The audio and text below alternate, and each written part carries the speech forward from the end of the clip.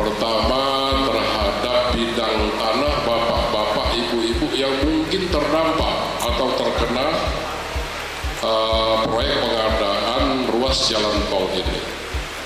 Yang pertama, saya berharap sekali kesediaan dari kita semua.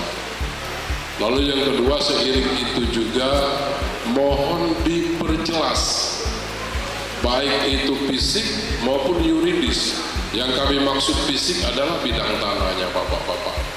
Artinya mulai dipasanglah patok batasnya, lalu ketika dokumen alas hak surat menyuratnya belum ada atau belum jelas, nanti silakan dikomunikasikan dengan Pak Lurah dan juga mungkin dengan Pak Camatnya.